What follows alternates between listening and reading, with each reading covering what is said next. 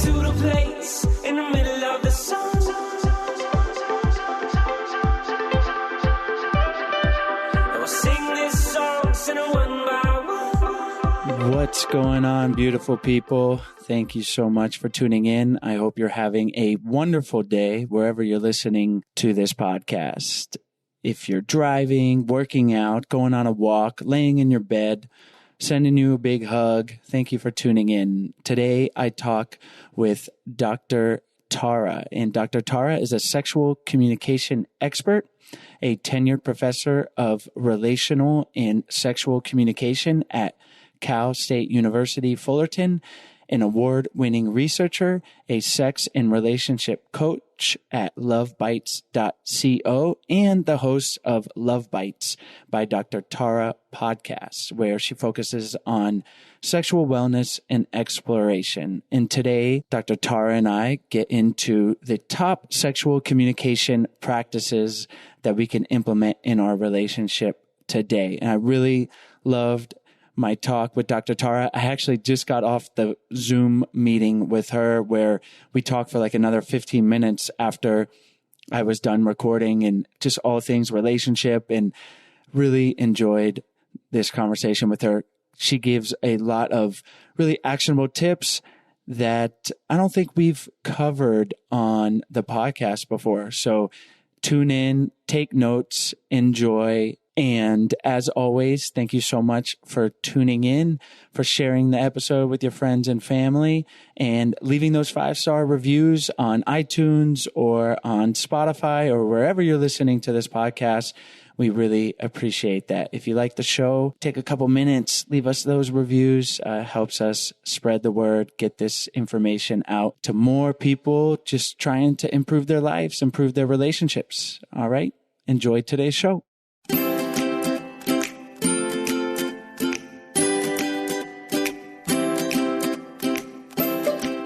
Hi, Dr. Tara. Thanks so much for joining me on the show today. Hi, Chase. Thanks for having me. It's my pleasure. Today, we're going to talk about the top sexual communication practices and how to implement them in our relationships. And we've definitely talked about improving communication in general, definitely around sex in past episodes, but we can never really cover it enough. And I'm excited to hear your thoughts and tools for communicating around sex. So I thought we could start with having you tell our listeners why you're particularly passionate about this area of relationships and why we tend to not be so good at communication, but particularly communicating around sex. I love this question. The why are we not good at talking about sex question. It's great.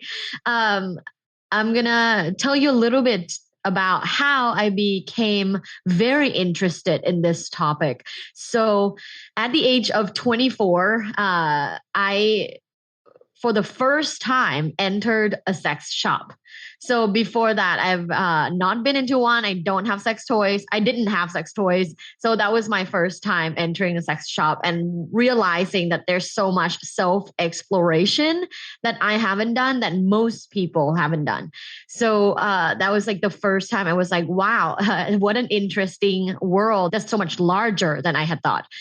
And in the PhD program, I was studying relationships and communication. And then the more I read about the research, the more I realize that one of the biggest problems couples have is related to sex. It's either the sex itself or it's the things surrounding sex. And in fact, sex issues is one of the reasons for divorce. So the more I read the research in this realm, the more I realized, wow, there's so much more to learn and to be done to research, because we cannot know enough. Why is it that sex issues is still one of the top reasons people cite for breakups and divorce? So that inspired me into studying more about the functioning around sex, which is communication, right?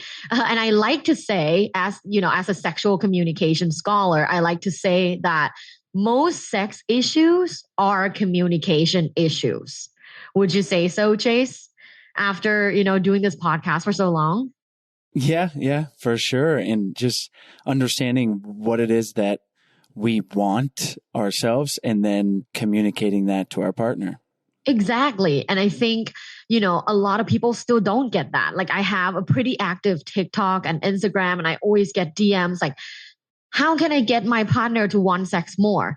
It's not about getting your partner to want sex more. It's how do you communicate and negotiate the differences in sexual desire. So most sex issues are communication issues. And the more I research that, the more I learn about it, the more I realize how important it is to study sexual communication in depth, which then leads me to the question, why are we not good at talking about sex?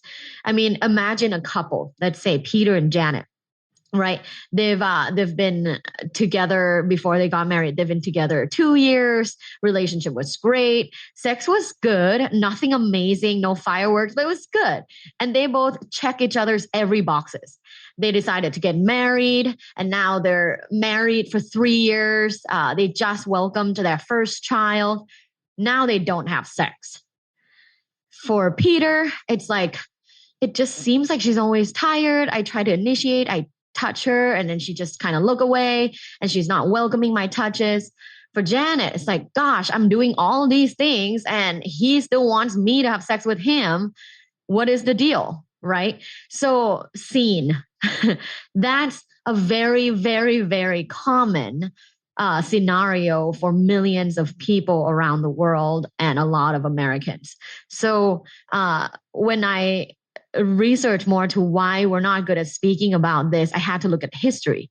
So when you look at the history, right, Chase, for hundreds of years, we were not allowed to talk about sex.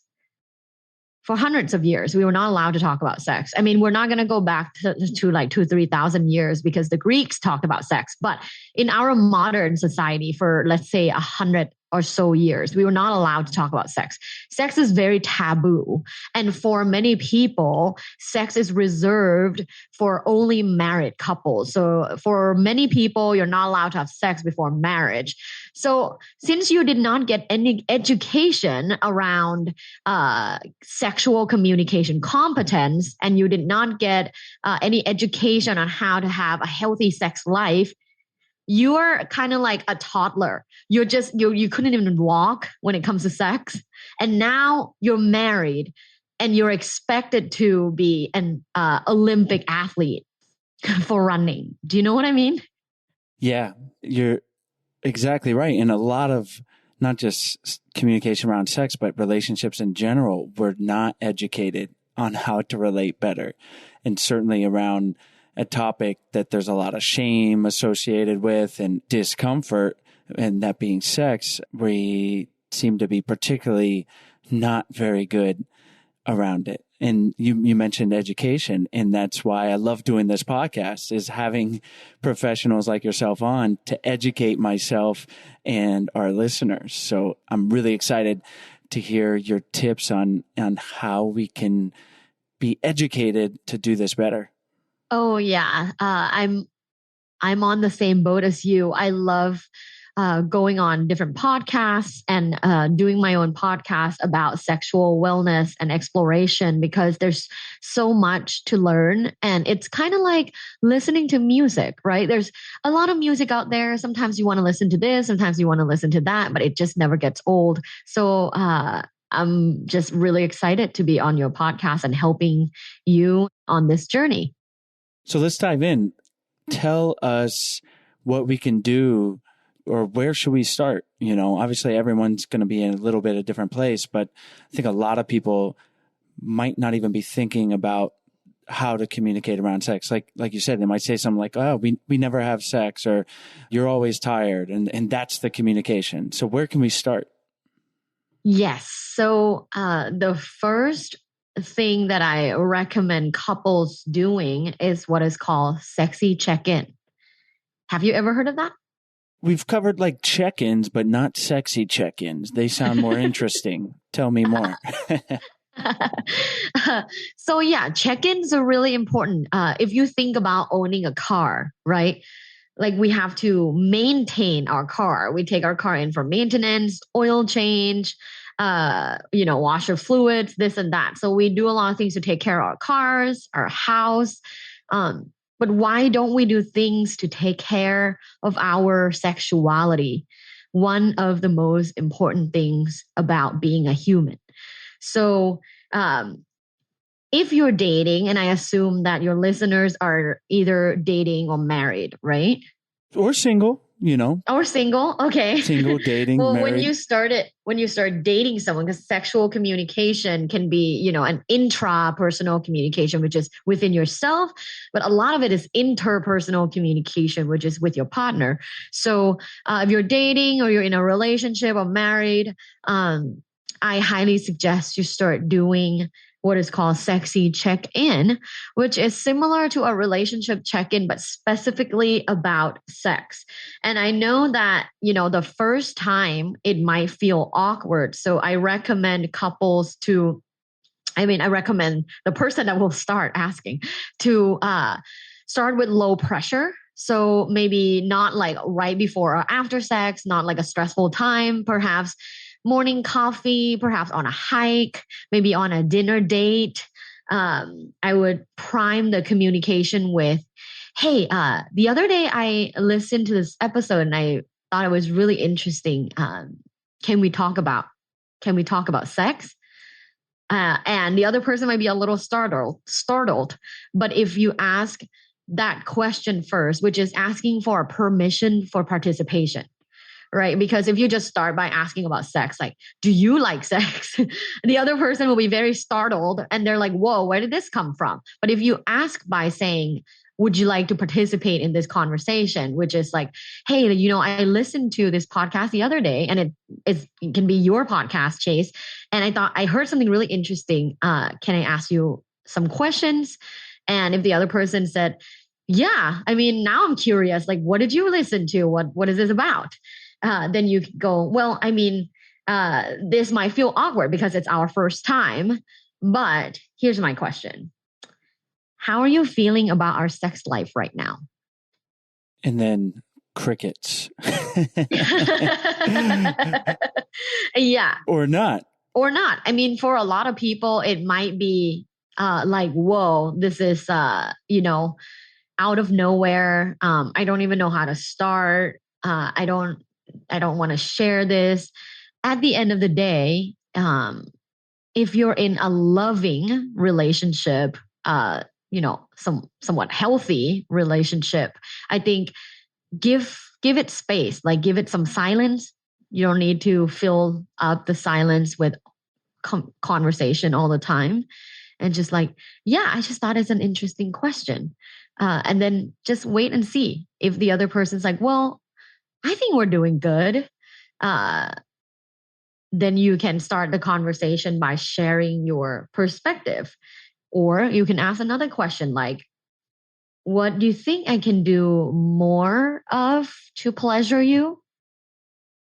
Which is an amazing question that everyone should be asking in their relationship.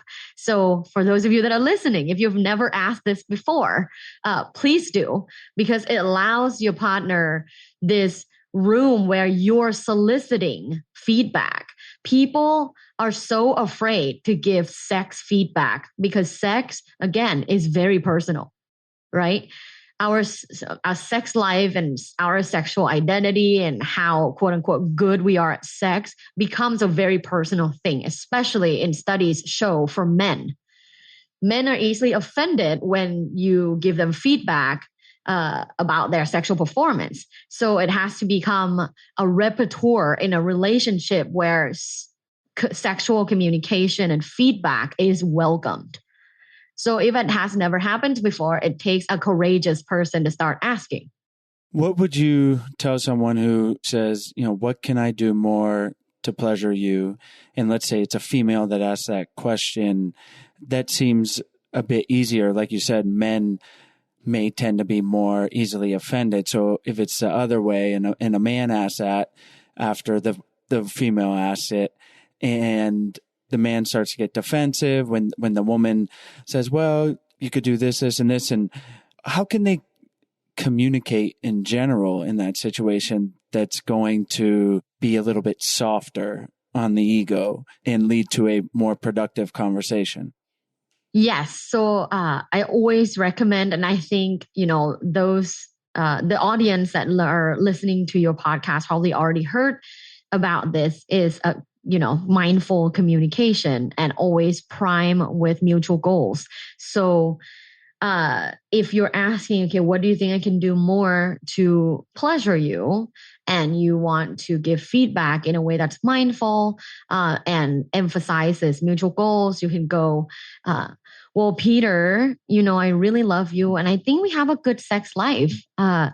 Well, if you're really asking maybe like just a few tweaks here and there, I feel like might, really enhance the sexual experience. Or if we try this one thing, it could make us feel closer together.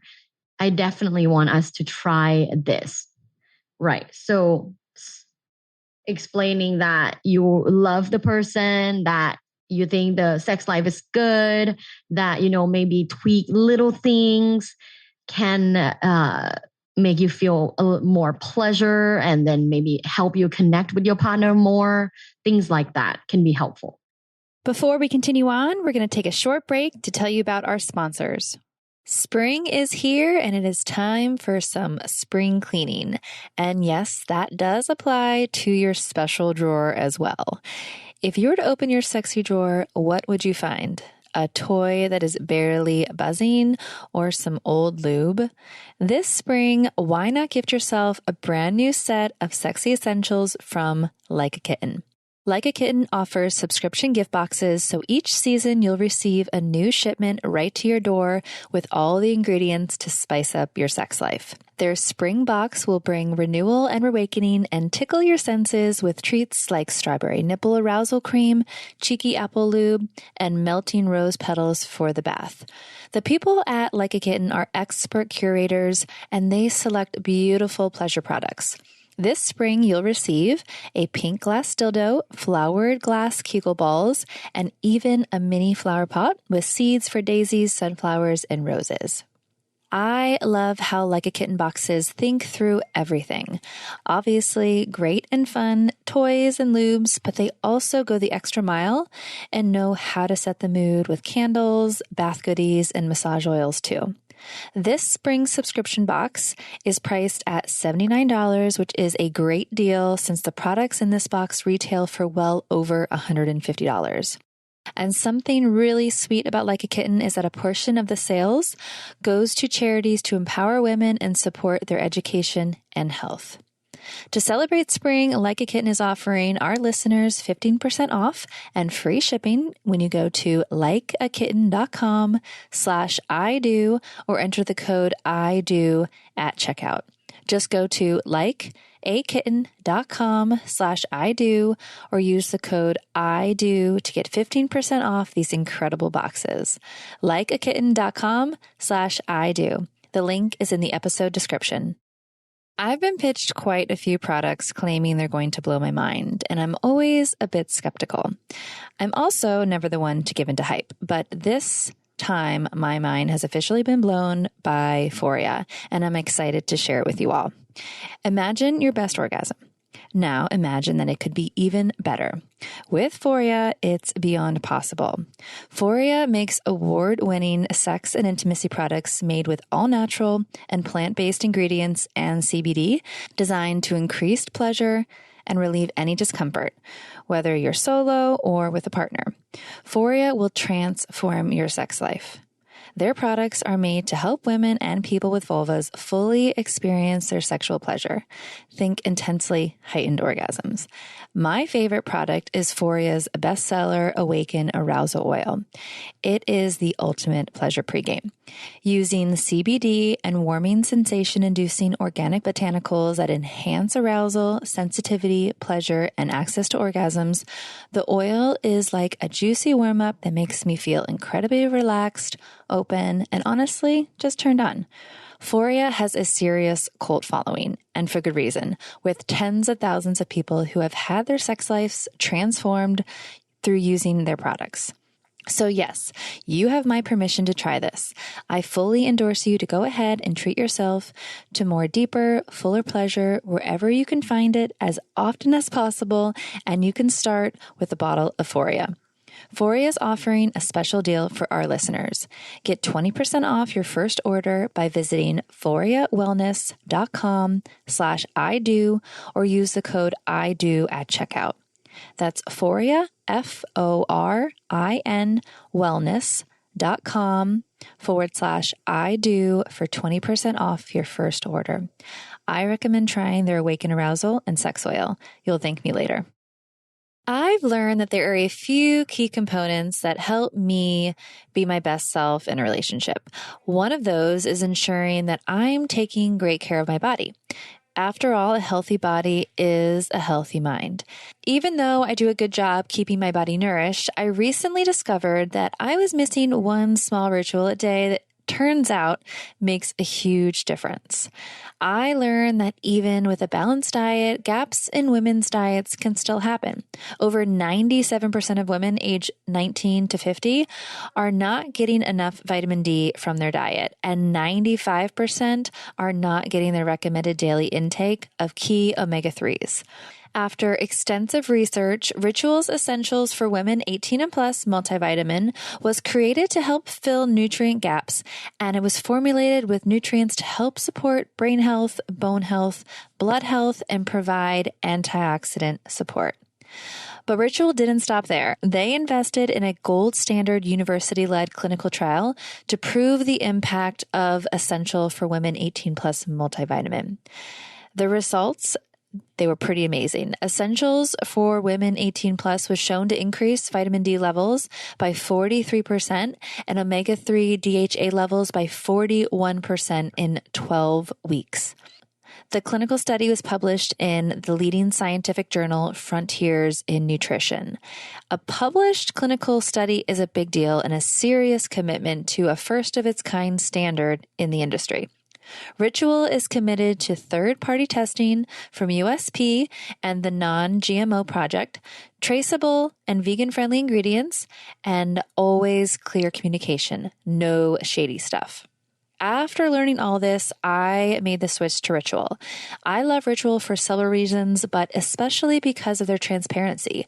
I know that I'm taking a multivitamin that gives you only what you need and nothing beyond that. And that feels really good. Make taking care of your body a ritual too. Right now, Ritual is offering our listeners 10% off your first 3 months. Visit ritual.com/IDO and turn healthy habits into a ritual. That's 10% off at ritual.com/IDO. I love when our guests give specific dialogue examples. And like you said, like starting with a positive, right? It's like the whole compliment sandwich type thing with communication. You don't want to just be listing. It's like, oh, well, thanks for asking about how you think our sex life is. And here are all the negative things. Even if it's really hard to think of something positive, I mean, there's going to be something if you're in a relationship that you can think of. And it's all the more reason to have the conversation, but trying to start with the positive, then give the feedback, and then even ending with a positive. That's the bottom of the compliment sandwich. Then that's going to lead to a more productive conversation. I love that you said compliment sandwich. The way I was taught, they call it the poop sandwich, which Oh, is no. the positive, the shit's in the middle, and then the positive. Oh, man. I haven't heard that one. Yeah, they call it the poop sandwich because shit's in the middle. Oh, man. But it doesn't have to be shitty things, right? It's like sometimes it's just feedback. Exactly. And it's so important in tone and timing of these conversations. And we've definitely covered that in a lot of episodes, but it's super important, especially around a sensitive topic like sexuality in a relationship. So we have the sexy check-in, and you've given us some good questions to ask. Okay, can I share one more question that I really like? Yes. And then let's go on to another communication practice we can implement. Yes. So the third question that I really like, and this will end the compliment sandwich. Name one thing that you really like that I do during sex. I love that. And are there any speed bumps or things to think about or things to avoid when answering or asking these questions? I would say when you're asking these questions, prepare yourself that, maybe you thought your sex life was completely fine. Prepare yourself that other people's realities, your partner's reality and yours might differ a little bit or a lot. So giving yourself that like self-compassion, like, hey, I'm asking this question, I'm getting this started, which I always commend. Like, that's the courageous person, is bringing up these things that are uncomfortable, that are needed and necessary. So I always tell people, like, you are doing the right thing. You are starting this conversation. If your partner is not starting it, someone has to. So prepping, help like prep your own mind. Like, okay, yes, I'm ready to hear if there's any feedback. I'm ready to be more open. Maybe give yourself some affirmations. Like, today I will effectively listen. Today I will empathically listen. Today I welcome feedback. I love these questions. And as I'm looking at my notes and the questions, I wrote them down. They're valuable to ask outside of the context of the bedroom. Instead of what can I do more of to pleasure you sexually, it's also super valuable to say, like, hey, what can I do more of that feels good to you exactly in the day to day? Or name one thing that I do for you in action that really makes you feel loved, right? Yes. Outside of the bedroom, just in the normal day to day. I think that's so important because a lot of times we just coast, or we assume that our partner can read our minds, or it's like, yeah, they do that thing, but they do it on occasion, and that's fine, but they don't even realize how good it makes you feel when they do it. And why don't you tell them, hey, I love it when you come home and you ask me how my day was. And now we're just getting this feedback and this communication back and forth to better understand our partner, to better relate with them. And even if it's not related to the bedroom, it is related to the bedroom, because the more connected we feel outside of the bedroom, the more connected we're going to be during intimate actions, right? Yes, 100%, which is related to my second sexual communication practice, which is doing more sexual communication outside the bedroom. Let's dive into that. So what does that look like? So for those of you that are already, kind of having a playful life, and being sexually playful outside the bedroom is already in your repertoire, you might find it easier to engage in things like sexting to, keep the passion, keep the tension, the sexual chemistry alive and going. But for those of you that have not done these things and it's not in your repertoire, you can start with something that feels more natural to you. That's maybe easier for you to get into. For example, if you're not someone who would just, send a dirty text to your partner, you can even just start with, "You look so beautiful today." And I say that that's sexual communication, because compliments lead to people feeling better about themselves, which is a huge part of sexual self-esteem. And guess what predicts someone wanting more regular sex is when they have high sexual self-esteem. So compliments, by like indirect relationship is a huge predictor of how someone would feel good about themselves sexually. This is specifically also for people who feel like they have not been having like a passionate relationship, or they've been having a quote unquote like dry spell. It's really important to keep the lube going. And I call compliments is day-to-day lube, which is, you don't need to go on super overboard with sexting and sending a naked pic, or I mean, if that's in your repertoire, like go ahead and do it, because it can create, anticipation for sex. But at the same time, like go at your pace. So if you've never done anything like that before, start complimenting them regularly. And I'm going to say research found that in long-term relationships, heterosexual relationships, women are typically scoring a little bit lower on, remembering to compliment their partner. And in this particular compliment, because I'm trying to relate it back to sexual self-esteem and sexual communication, in this particular compliment, it should be outside of responsibility. Meaning, if you already compliment your partner, like, wow, you're such a good cook, right? Like that's good. And I think you should continue to do that. Or like, wow, like, thank you so much for doing the laundry. You're so good at doing laundry. Like, yes, if you're already doing that, that's great for you. You should do that. You should be appreciative. But at the same time, that's like because of the responsibility. It doesn't remind them of what it's like to be, like 25 and, hot and attractive. Like, remind them of the things that they have that maybe they don't get from other people, because their friends are not going to be like, wow, you have a good ass, right? But their partner should be saying that. So I always say, like, compliment them on something that is related to attractiveness and, something that draws you into them, like their intelligence, their conversational, their like anything that is about them, not about the responsibility.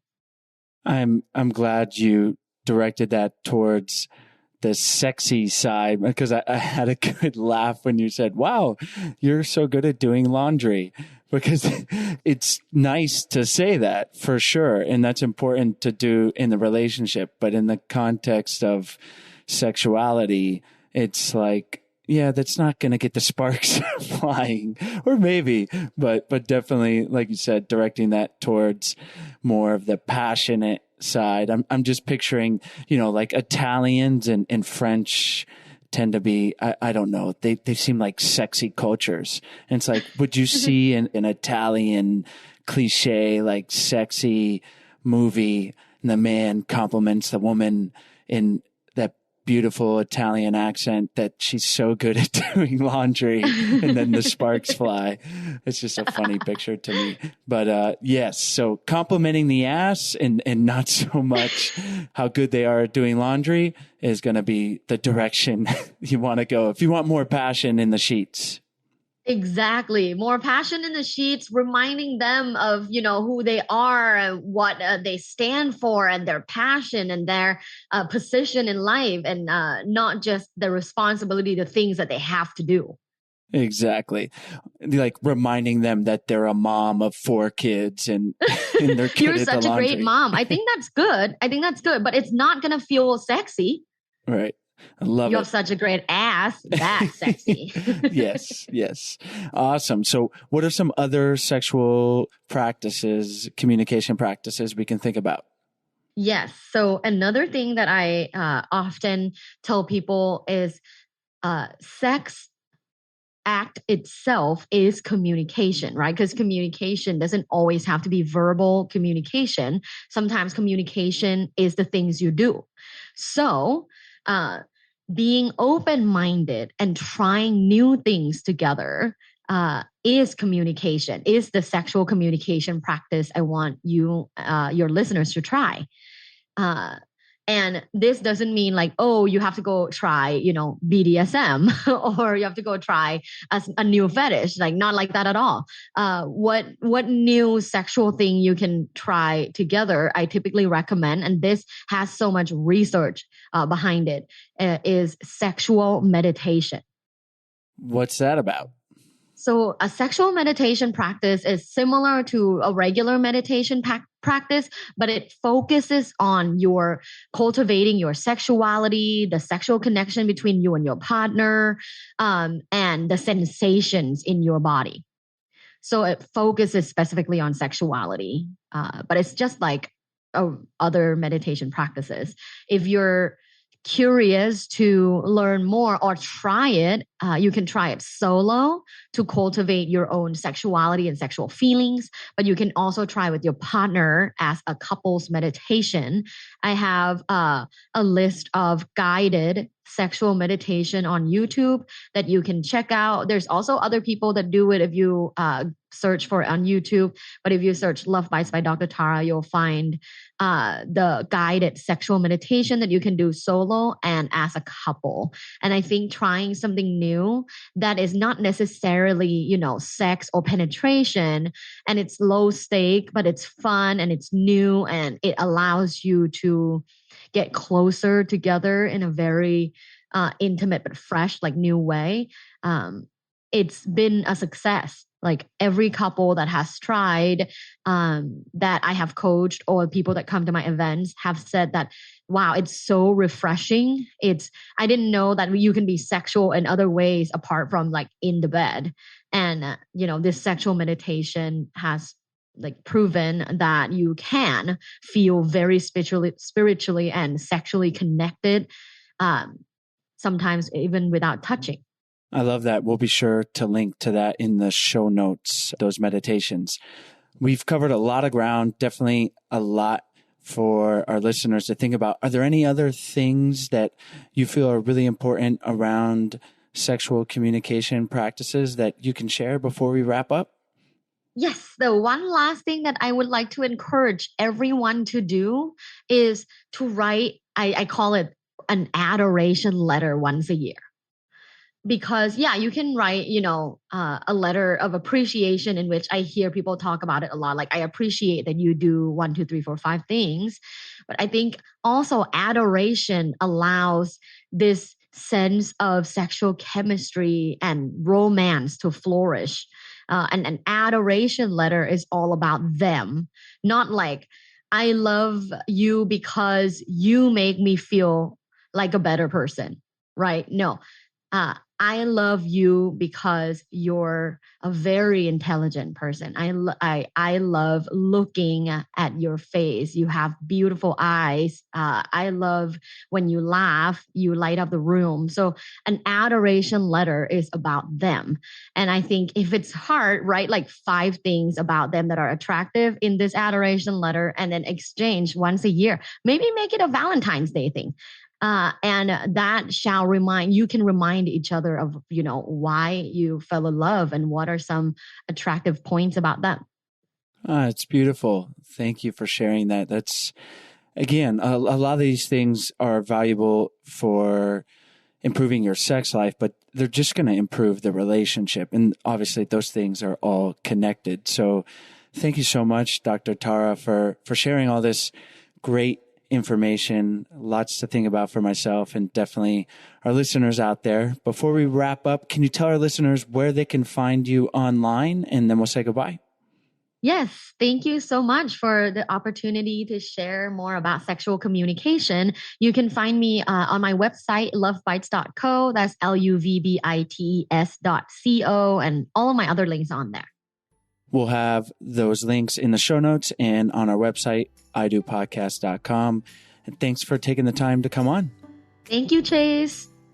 Thank you guys so much for tuning into today's episode. As always, all the links to the guest, as well as any of their recommendations, will be in the show notes page. You can find the link to that in the episode description or by going to idopodcast.com. Click on the podcast tab up at the top and you will have access to all the episodes that we've ever done. There are over 300 of them. And while you're on our website, if you haven't checked out our free 14-day happy couple challenge, we really hope you do. It's a free email challenge that we send to you. It's 14 days of fun, easy, doable challenges to help strengthen and improve your relationship. And if you're looking for something that provides a little more help with working on your relationship, whether it's improving intimacy or communication with your partner, or just bringing the spark back, we would love for you guys to check out our online course, Spark My Relationship. We're offering $100 off to all of our listeners if you go to sparkmyrelationship.com/unlock. We've worked with over 15 psychologists and therapists to create the real life tools and strategies that they are teaching their clients. So we wanted to give them to you. It's a self-paced online course that can be done in as little as a month or up to 3 months. You can really decide how much or how little you want to do with your partner, or maybe just yourself. So we hope you guys check that out. It's sparkmyrelationship.com/unlock. Have a great day.